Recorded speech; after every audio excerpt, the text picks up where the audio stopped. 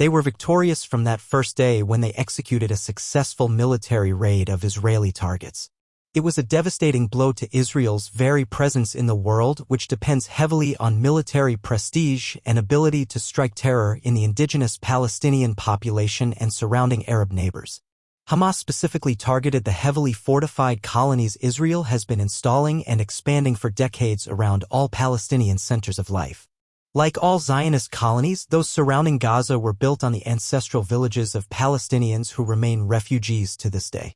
Israel imports foreign Jews from around the world and incentivizes them to live on the front lines as human shields against Palestinian aspirations for freedom and return to their homes in Palestine.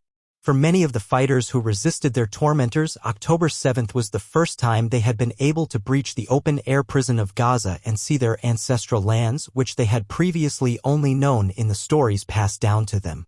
From that fateful day, the resistance demonstrated to their people and to the world that the notion of Israel's invincibility is, and always was, a sham, a classic paper tiger. The popular Arabic term for al-Jaysh al-Ladi la Yukar, the army that cannot be defeated, turned out to be a myth of biblical proportions. A small guerrilla force with homemade rockets and light arms managed to disable Israel's surveillance towers and evade Israel's celebrated intelligence apparatus for hours, as various wings of Palestinian resistance ferried Israelis back to Gaza to use in bargaining for the release of thousands of Palestinian prisoners, including many who have languished for years without charge or trial.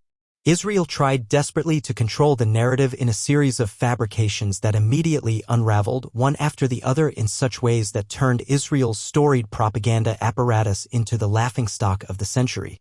Sensational lies about rape and beheaded babies were quietly retracted despite being uncritically parroted by mainstream Western media.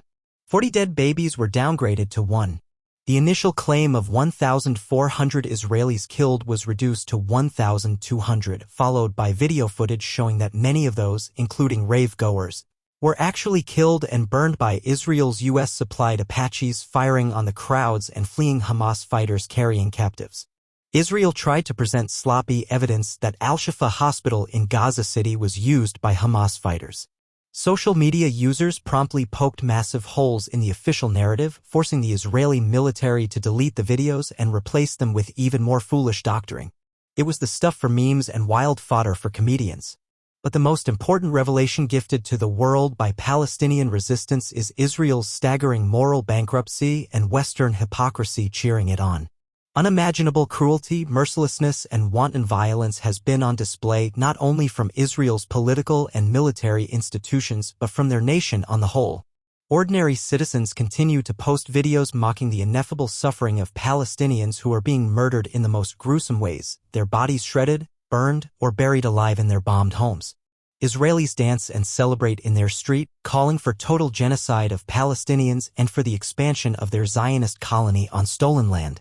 They are so drunk on their power and the satisfaction of at least 20,000 murdered Palestinians in the span of 6 weeks that they cannot understand how their bloodlust shocks the conscience. This channel needs your help. Please subscribe. Let us back to topic. Israel began threatening a land invasion almost immediately after October 7th. But it kept delaying, even after the U.S. came to its rescue with 2 aircraft carriers and America's most sophisticated nuclear submarine to the Mediterranean, along with bombs and other weaponry, plus billions of U.S. tax-funded financial aid. Each attempt to roll into Gaza was met with fierce Palestinian resistance, causing Israel to retreat several times. When Israel finally began rolling into Gaza, the Palestinian resistance pummeled its troops. Hamas's military wing, the Qassam brigades, along with other resistance formations, continue to post daily video proof of their operations. They're resisting unspeakable carnage from the greatest military powers the world has ever known. The prisoner exchange agreement is happening precisely on the terms Hamas set from the beginning. It said no captives would be released without release of Palestinian political prisoners. 50 Israeli women and children are now being exchanged for 150 Palestinian women and children who have languished in Israeli jails since long before October 7th. The bravery of Palestine's resistance fighters is the stuff of legends. With light armament, men in knockoff Adidas tracksuits and flip-flops are successfully blowing up one Israeli tank after another and taking more and more prisoners, outsmarting the most celebrated Israeli and American military minds. Unsurprisingly, social media giants, which are heavily influenced by Zionist agendas, have banned users from posting these videos as they clearly prove the gross underreporting of Israeli military losses. But that matters little now.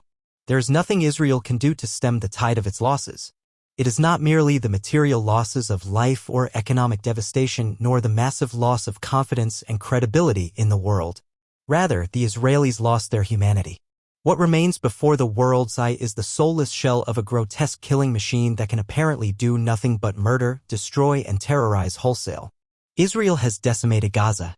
It has bombed roads, homes, buildings, bakeries, malls, shops, water installations, universities, hospitals, and institutions into above-ground graveyards of irretrievable bodies, memories, dreams, and potentials we will never know.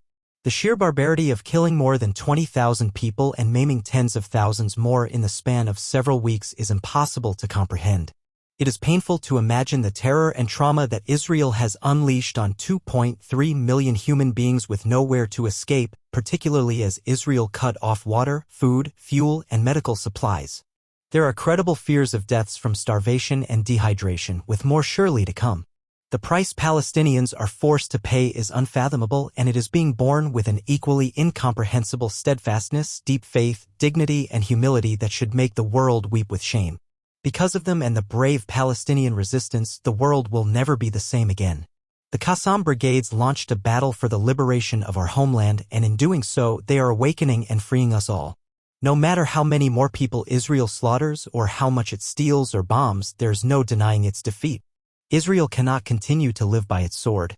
Either Israel renounces its supremacist exclusionary Zionist ideology and integrates into Palestinian society and the region as equals rather than lords, or it will face a far greater, more determined and uncompromising resistance that will eventually destroy it completely.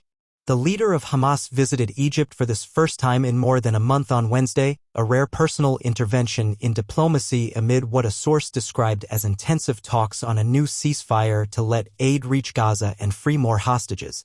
Hamas' stance remains they don't have a desire for humanitarian pauses. Hamas wants a complete end to the Israeli war on Gaza, a Palestinian official said. Israeli Prime Minister Benjamin Netanyahu repeated that the war would end only with Hamas eradicated, all hostages freed, and Gaza posing no more threat to Israel. Please subscribe.